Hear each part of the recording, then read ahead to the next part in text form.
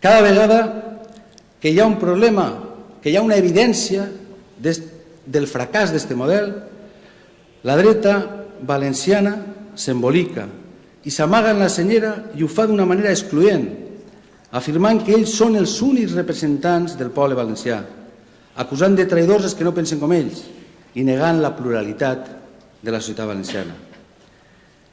Este és un greu dèficit democràtic que fractura la convivència.